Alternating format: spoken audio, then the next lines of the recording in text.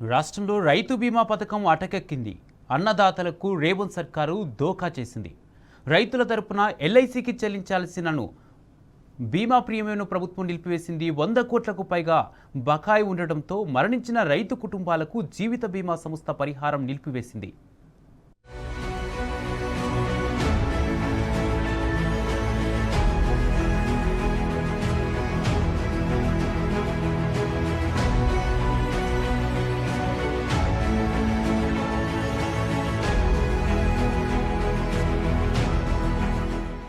ఇప్పటికే రైతు భరోసాకు ఎగనాంపి పెట్టిన కాంగ్రెస్ సర్కార్ ఇప్పుడు రైతు బీమాకు కూడా ఢోకా ఇచ్చింది.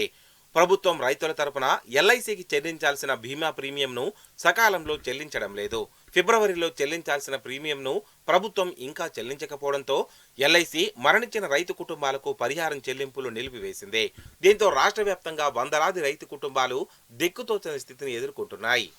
వివిధ కారణాలతో రైతులు మరణిస్తుంటే ఆయా కుటుంబాలు అనుభవిస్తున్న ఆర్థిక కష్టాలను చూసి చలించిన నాటి సీఎం కేసీఆర్ రైతు బీమా పథకాన్ని అమలు చేశారు.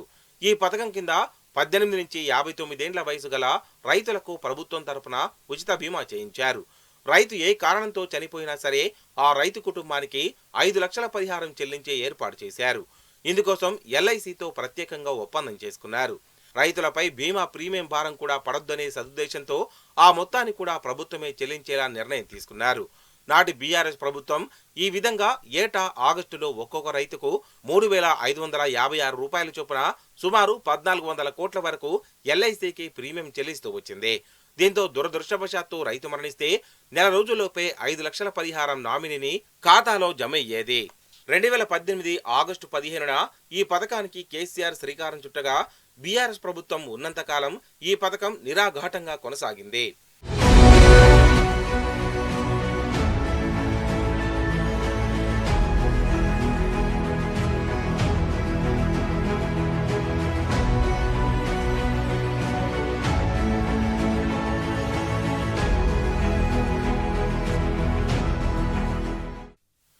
కాంగ్రెస్ అధికారంలోకి వచ్చాక రైతు బీమా ప్రీమియం చెల్లింపుల విషయంలో అలసత్వం ప్రదర్శిస్తోంది. రెండో విడత ప్రీమియం కింద ఈ ఏడాది ఫిబ్రవరిలో 700 కోట్లు చెల్లించాల్సి ఉంది. కానీ ప్రభుత్వం చెల్లించలేదు. దీంతో ఎల్ఐసి పరిహారం చెల్లింపులను నిలిపివేసింది.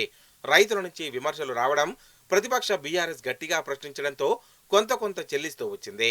ఇంకా 100 కోట్ల వరకు బకాయి ఉన్నట్టు తెలిసింది. దీంతో ఈ మేరకు ఎల్ఐసి రైతు కుటుంబాలకు పరిహారం నిలిపివేస్తుంది. ఫిబ్రవరి నుంచి మరణించిన రైతులకు సంబంధించిన పరిహారం ఆయా కుటుంబాలకు అందడం లేదని తెలుస్తోంది.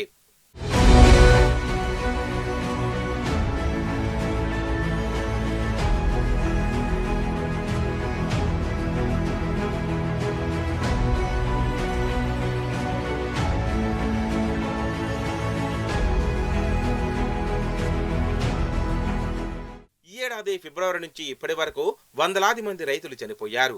ఆయా రైతు కుటుంబాల సభ్యులు బీమా పరిహారం పొందేందుకు అవసరమైన సర్టిఫికెట్లను సంబంధిత వ్యవసాయ శాఖ అధికారులకు అందజేశారు. కానీ వారికి ఇంతవరకు బీమా డబ్బులు అందలేదు. సంబంధిత వ్యవసాయ శాఖ అధికారులను అడిగితే తమ వద్ద ఏమీ పెండింగ్లో లేదని, డాక్యుమెంట్లన్నీ ఉన్నతాధికారులకు పంపించామని అంటున్నారని మృతుల కుటుంబ సభ్యులు చెబుతున్నారు. ఇలా వందలాది రైతు కుటుంబాలు పరిహారం అందక దిక్కుతోచని స్థితిలో ఎదుర్కొంటున్నాయి. గతంలో రైతు మరణించిన 15 నుంచి నెల రోజుల్లో పరిహారం పైసలు అకౌంట్లో జమ అయ్యేవి. కానీ ఇప్పుడు 2-3 నెలలు గడిచినా రాకపోవడంతో ఆందోళన చెందుతున్నారు.